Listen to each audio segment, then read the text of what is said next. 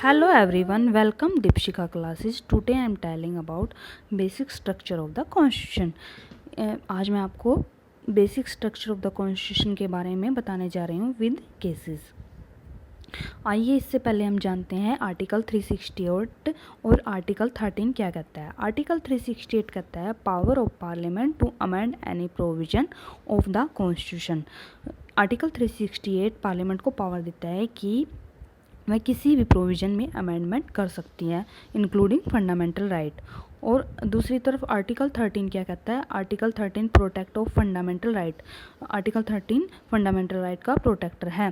Supreme court can declare any law null and void if violate any fundamental right.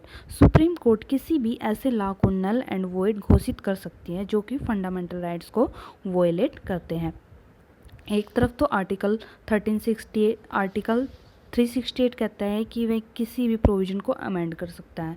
दूसरी तरफ article 13 कहता है कि फंडामेंटल राइट को टच नहीं किया जाएगा।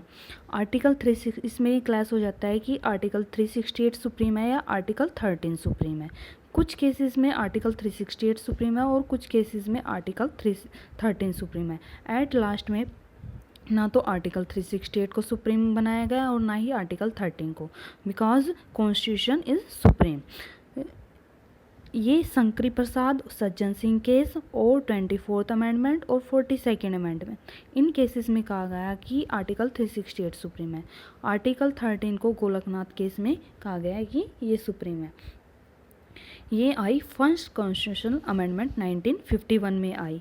हमारा संविधान बनकर कब लागू हुआ था? हमारा संविधान आया 26 जन 1950 को और इसकी ये फर्स्ट अमेंडमेंट है। ये अब किस नाम से जानी जाती है? नाम से जानी जाती है abolition of zamindari system.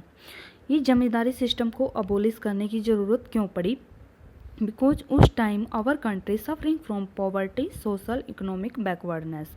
Nehru government want to reform है, सो इसलिए हमें लैंड चाहिए थी और लैंड थी जमींदारों के पास, जो कि जमींदार दे नहीं रहे थे। अगर गवर्नमेंट लैंड लेती तो जमींदार कहाँ चले जाते? सुप्रीम कोर्ट में अपने फंडामेंटल राइट के वोलेशन के अकॉर्डिंग।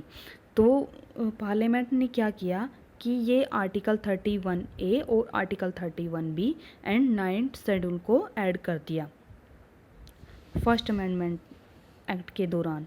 और आर्टिकल 368 में कहा गया है कि constituent power of parliament amend any provision of the constitution including fundamental right.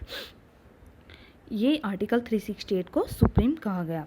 और ये compulsory acquisition article 31 compulsory acquisition of property और article 19F right to property को कन्वर्ट कर दिया गया लीगल राइट में। ये फिर एक और केस आया Sajjan Singh versus state of Rajasthan.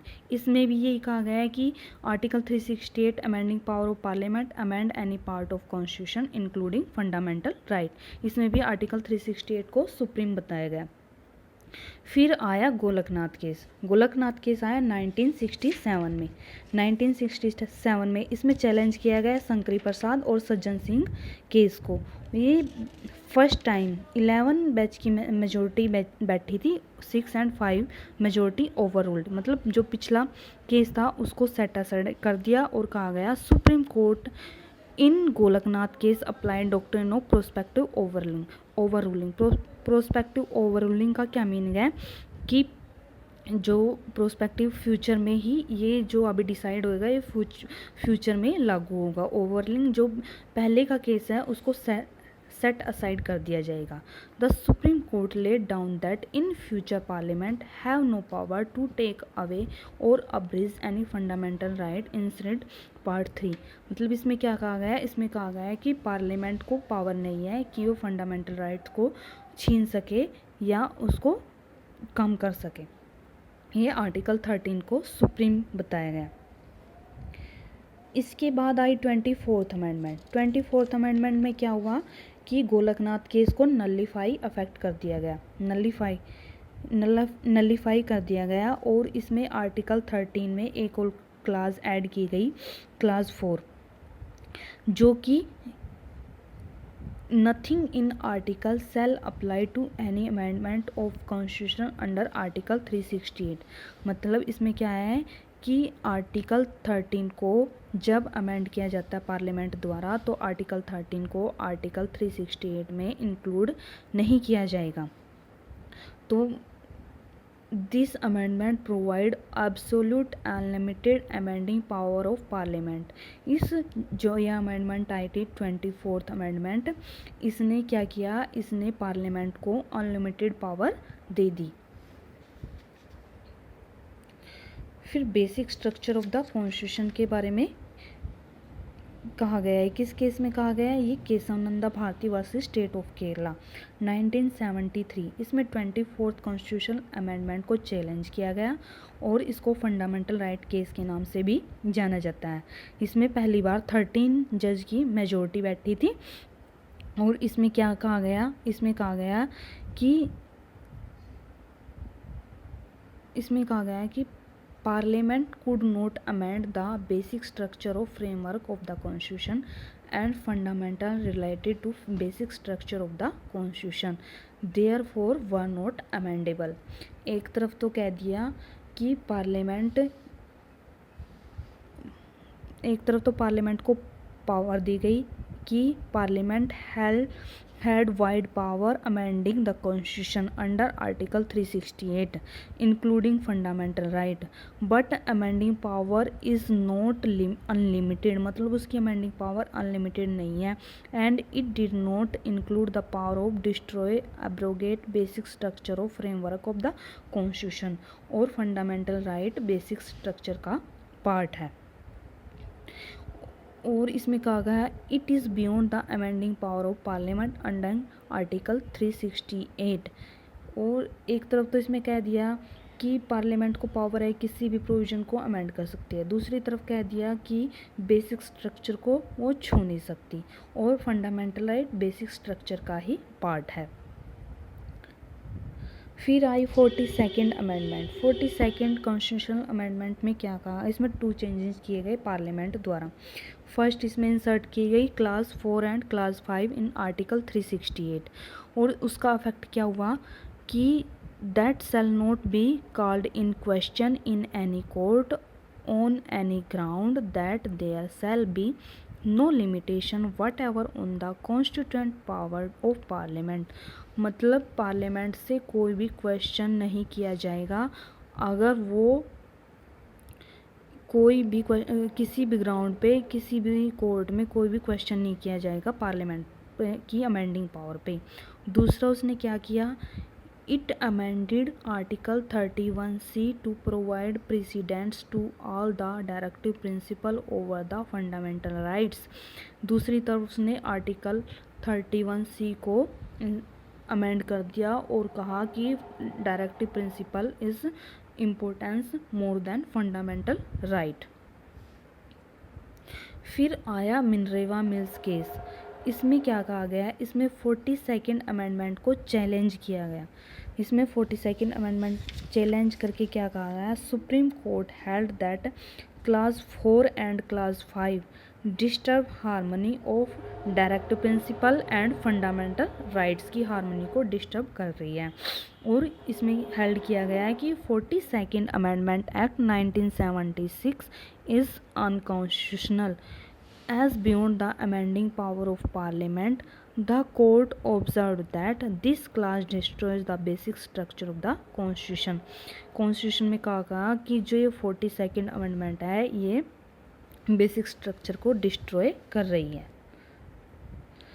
फिर ये 3 केसेस थे, Minerva mills case, Keshavananda Bharati case और इंदिरा नेहरू गांधी केस। इसमें क्या कंक्लूड किया गया कि amending power of parliament is limited and parliament cannot exercise of its constituent power under article 368 destroy abrogate the basic structure of the constitution।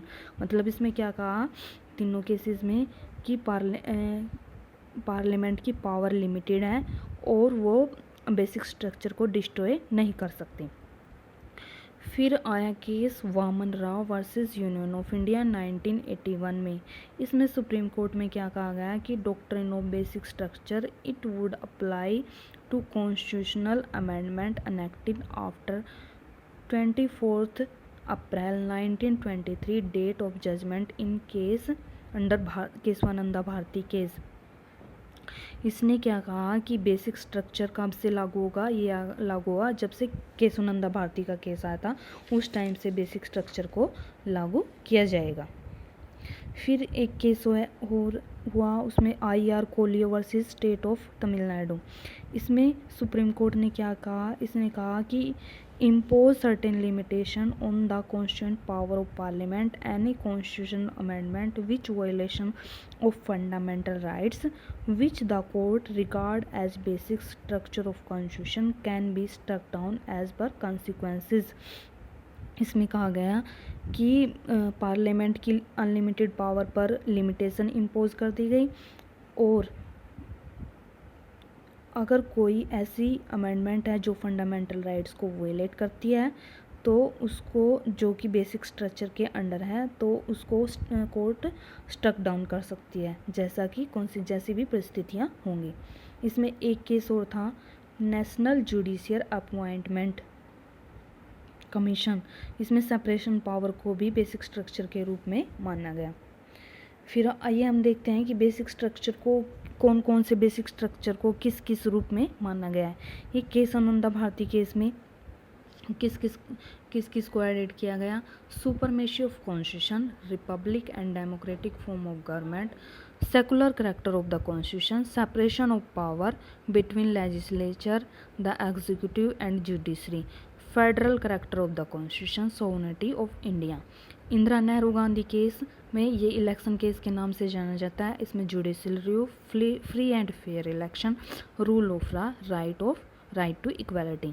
ये Minerva mills case में, harmony and balance between fundamental right and directive principle of state policy, limited amending power of parliament and judicial review. Thank you watching for my video. अगर आपको मेरी video अच्छी लगे तो like, subscribe and share. Thank you.